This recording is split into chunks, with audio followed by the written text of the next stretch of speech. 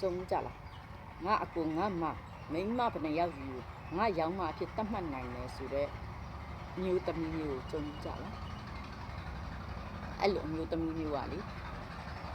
ရုပ်ညံ့တဲ့အမျိုးသမီးလို့လည်းပြောလို့ရတယ်အကျင့်ပြက်မိန်းမစားလို့လည်းတတ်မှတ်လို့ရတယ်ဘာကြောင့်လဲဆိုမိန်းမကောင်းနေရတော့အဲ့လိုစကားပြောမှာမဟုတ်ဘူးမိန်းမချင်းကိုချင်းစားတတ်တဲ့အတွက်ငါအကူငါမောင်လေးကို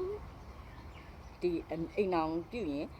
တလင်တမယာစနစ်ကိုပဲတွားစီချင်တာလေငါမောင်ယူတဲ့မိန်းမမကောင်းရင်ငါတို့ပြုပြင်မယ်ငါမောင်ယူတဲ့မိန်းမကောင်းတယ်ဆိုရင်ငါတို့ကလည်းသူ့အပေါ်မှာမေတ္တာပို့ပြီးတော့ထားနိုင်ရမယ်ဒီလိုမျိုးပေါ့နော်ဒီလိုအပြန်အလှန်စိတ်နဲ့မတော်ပဲနဲ့ငါမောင်ငါအကူမိန်းမဘယ်နှယောက်ယူငါရောင်မဖြစ်နိုင်တယ်ဆိုတော့စကလုံးမျိုးထွက်တာကိုယ်တိုင်နဲ့မိန်းမပြတ်မှုလို့ပဲအဲ့လိုစကလုံးထွက်တာပါဒါကြောင့်မို့ပြပါမယ်ကိုကရော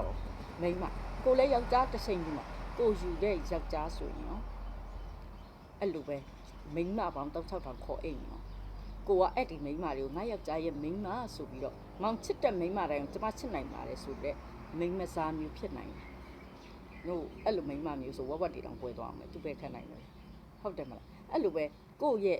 ကိုယူတဲ့ယောက်ျားမအမတွေညီမတွေစီအဲ့ညီမတွေအမတွေကကိုပြောခဲ့တယ်လို့စကားများပြောခဲ့ရင်ကိုတီးခတ်နိုင်မလားပဲတီးခတ်နိုင်မလဲဟုတ်လားအဲ့တဲ့ခါကျကိုလည်းတီးမခံနိုင်ကိုလည်းမခံစားနိုင်တဲ့အကြောင်းအရာဆိုရင်တစ်ဖက်လူကိုလည်းနှိမ်ချမပြောပါနဲ့တစ်ဖက်လူကိုလည်းအဲ့ဒီစကားလုံးနေနဲ့မထိုးနှက်မိစေနဲ့ဝတ်ဆိုတာအငြင်းလေပါပဲကိုလိုင်းကယောက်ျားကိုအတိအကျယူမှာမဟုတ်ငါတော့တွေ့တဲ့ယောက်ျားနဲ့အိမ်မှာပဲငါသဘောကျတဲ့ယောက်ျားနဲ့အိမ်မယ်ဆိုရင်တော့လည်းတစ်မျိုးပေါ့ဒါကြောင့်လည်းပြောတာလေမိမ့်မပြတ်တွေပဲအဲ့လိုစကားလုံးသုံးတယ်